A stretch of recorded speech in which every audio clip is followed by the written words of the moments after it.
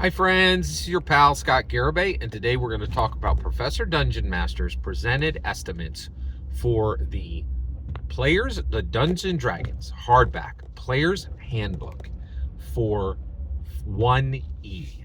Now, 1E, what do you mean by that? Well, what we specifically mean is first edition Advanced Dungeons and Dragons. So this was Gygax D&D, right? So this one was the one that was specifically made to cut it away, in my humble opinion, to cut it away from Arneson and say, hey, we sat on the phone for a couple of weeks or for a couple of months, and you spouted off a couple of ideas but did nothing. You didn't type anything. You didn't really you didn't help get funding. You didn't help build this, right? And so Gygax wanted to cut it off from Arneson. He was unsuccessful in doing that, and Arneson's name still sits on Dungeons and Dragons to this very day. But in my opinion, 1E AD&D was specifically built to cut Arneson out, right?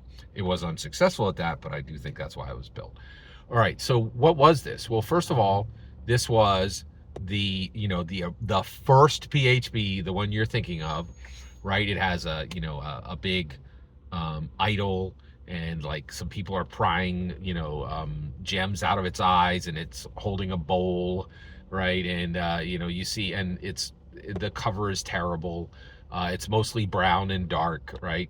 But then it's also Jeff Easley's Orange Spine Easley, right? So it's that book from like 1977 all the way up to 1989, okay? So how many copies did first edition Advanced Dungeons and Dragons hardback Player's Handbook sell? Okay, so Professor Dungeon Master presented the estimate, and that number is 1.5 million copies. I believe this is 100% accurate. I believe this is the most accurate count we've ever gotten, right? And the reason why is Professor Dungeon Master didn't just do it for this. He presented numbers for literally every single edition of Dungeons and Dragons that's ever existed for the Player's Handbook. Now, this is a shockingly high amount, right? $1.5 million. Now, is that the highest amount? No, it's already been surpassed by another edition. So this isn't even the highest amount of all the PHBs, okay? So, but I'll talk about that other edition in its own video. So this is not even the highest amount that has been done, but that is a shock by D&D. But that is a shockingly high number, like really high, right? So that means in America, there are 1.5 million copies of 1E AD&D floating around, right? I have had no less than, I've owned probably 4 of those. I owned one back in 1982. I recently bought the Orange Spine Easley. I was given 2 more copies, so that's 4.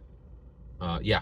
So I've literally owned 4 physical copies of this book in my lifetime, and I own 2 of them right now. I own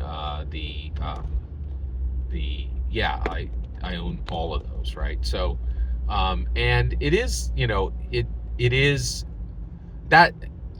is shocking that the number is that high. And also, to be clear, absolutely no one on the OSR or the Indie has ever been able to do this. Nothing, right? Like, I don't think there's any edition that has been able to put up this kind of numbers.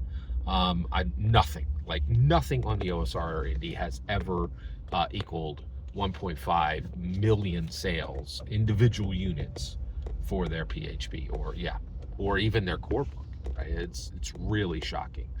So that's extremely high and extremely impressive.